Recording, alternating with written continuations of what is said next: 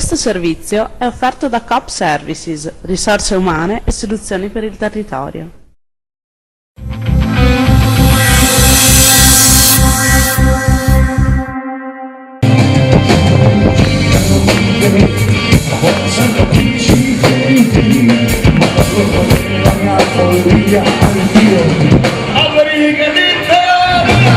Siamo con Beppe Carletti, la colonna portante dei Nomadi, dal 1963 sulla cresta dell'onda, storia della musica italiana.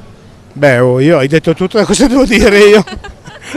No, beh, ti ringrazio dei complimenti comunque, che è dal 63, è vero. Poi forse una piccola parte della storia della musica italiana, un pochino l'abbiamo fatto anche noi. Grazie a tutti, come sempre benvenuti, davvero grazie in anticipo. Beh, ma l'affetto del pubblico non vi è mai mancato? No, il pubblico veramente ci copre sempre d'affetto, ci ha aiutato anche in momenti difficili e lo fa sempre in ogni occasione, è una cosa bella. Noi ringraziamo sempre il nostro pubblico, penso che sia unico.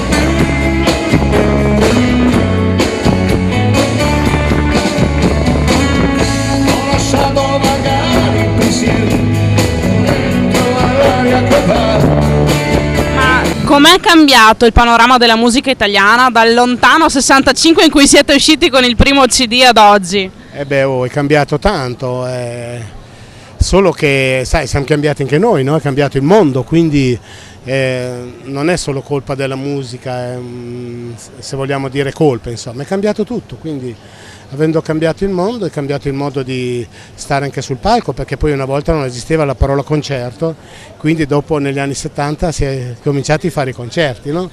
La gente si è abituata ad ascoltare, insomma.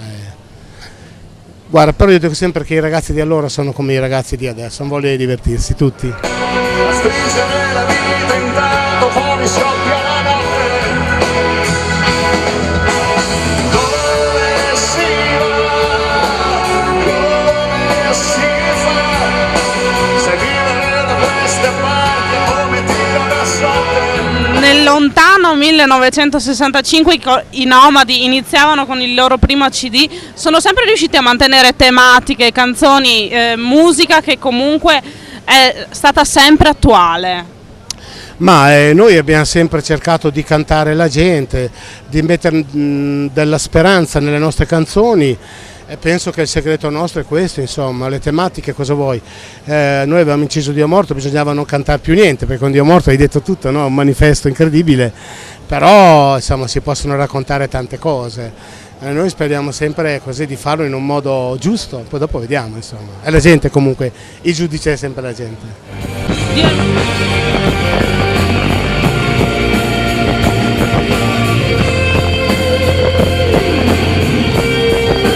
Dio è morto, appunto, ha nominato sodalizio con Guccini che continua da sempre. Beh, noi abbiamo fatto conoscere Guccini al grande pubblico, no? E la cosa bella è che dice anche lui che noi dobbiamo a lui quanto lui deve a noi, quindi è una cosa bellissima, cioè, penso che sia stato uno dei più bei rapporti senza nessun secondo fine. Bambini, pensionati, tutti insieme, mano nella mano, per cercare di uscirne fuori dalla crisi. Queste erano le testimonianze che volevamo portare. Qui a Este oggi per la giornata, per la festa dei lavoratori, quindi. Beh, penso che sia una giornata importante, perché in fondo siamo dei lavoratori anche noi, dello spettacolo, però siamo anche noi dei lavoratori. Credo che è una giornata importantissima che non si deve mai dimenticare, anzi in un periodo come questo va secondo me sottolineata maggiormente. C'è un tetto di stelle e un cielo di pelle e un deserto di baci, un tepore di baci, perché qui... Siete quindi qui a portare il vostro ultimo CD allo specchio? Sì, faremo anche di quelle canzoni, ma un po' tutto chiaramente, perché non si può fare solo l'ultimo, noi abbiamo una storia, come hai detto te, lunghissima, quindi è giusto ripercorrerla un pochino tutta.